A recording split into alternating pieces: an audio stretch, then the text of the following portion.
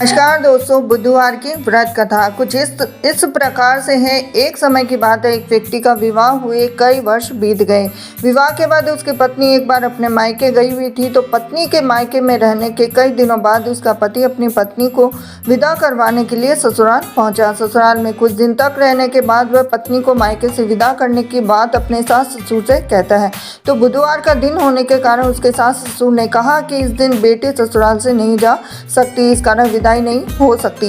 लेकिन वह व्यक्ति नहीं माना, अपनी पत्नी को मायके से विदा कराकर अपने घर की तरफ चल दिया और रास्ते में जाते वक्त पत्नी को बहुत तेज से प्यास लगी, तो पति पानी की तलाश में इधर उधर भटकने लगा। काफ़ी देर के बाद जब वह पानी लेकर वापस लौटा तो उसने देखा कि पत्नी के पास उसी की वेशभूषा में कोई अन्य व्यक्ति पत्नी के संग बैठकर बातें करता हुआ दिखाई दिया। अब दोनों व्यक्ति आपस में लड़ने लगे। पहले व्यक्ति ने गुस्से में अपने दूसरे व्यक्ति से पूछने लगा कि वह कौन है, क्यों उसकी पत्नी के साथ बैठकर बातें कर रहा है। फिर आपस में लड़ने लगे।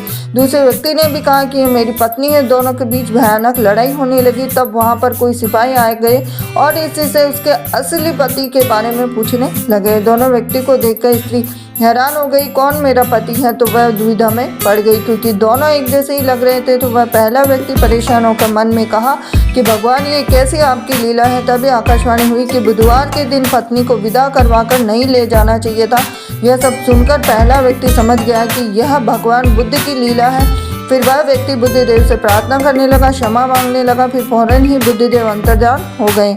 अब उस व्यक्ति को अपनी पत्नी मिल गई। तभी से हर दिन बुधवार के दिन भगवान गणेश की पूजा करने लगे और व्रत करने लगा। ये थी आज की बुधवार की व्रत कथा। हरे कृष्णा।